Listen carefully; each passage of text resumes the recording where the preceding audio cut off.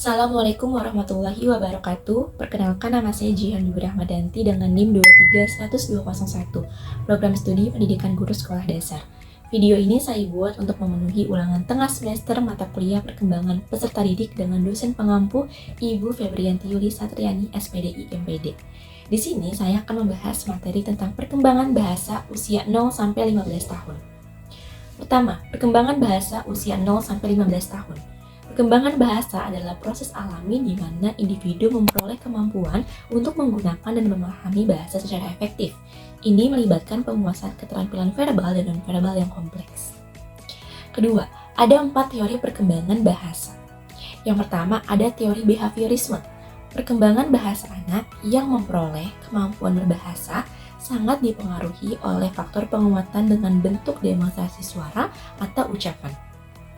Demonstrasi suara adalah ketika seseorang menunjukkan atau memperlihatkan bagaimana cara mengucapkan kata atau suara kepada orang lain.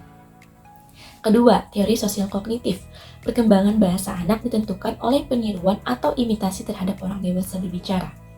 Peniruan atau imitasi terhadap orang dewasa berbicara adalah ketika seorang anak meniru atau mencontoh cara berbicara yang mereka dengar dari orang dewasa di sekitarnya.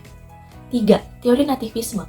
Kemahiran anak dalam menguasai bahasa bersifat genetik, yang merupakan seperangkat proses keterampilan berbahasa yang memungkinkan anak memahami dan menggunakan urutan berbahasa secara benar.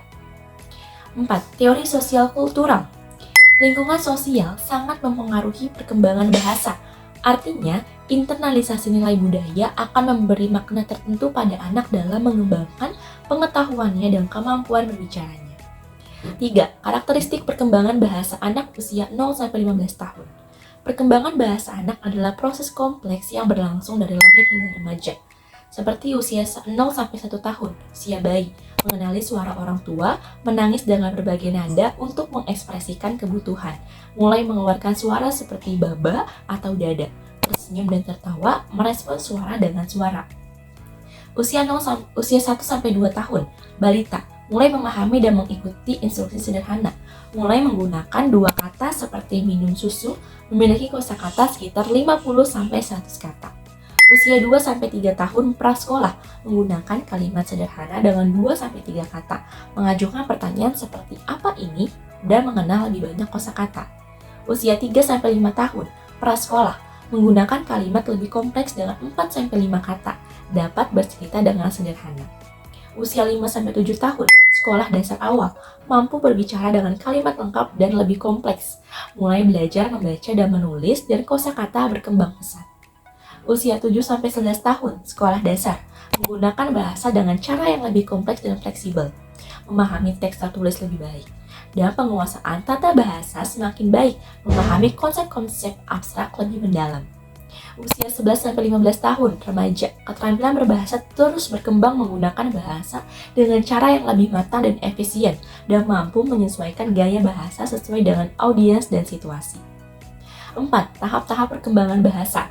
Usia 0-3 bulan, anak membuat suara yang menyenangkan. Anak akan mengulangi suara yang sama secara berulang-ulang. Usia 4-6 bulan, anak akan melakukan sesuatu dengan bunyi atau gerakan tubuh secara berulang ketika bermain.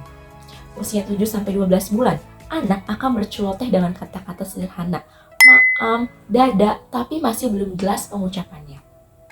Usia 12-24 bulan, anak sudah bisa menyusun 2 kata, contoh, mau minum, mau maem, dan lain-lain.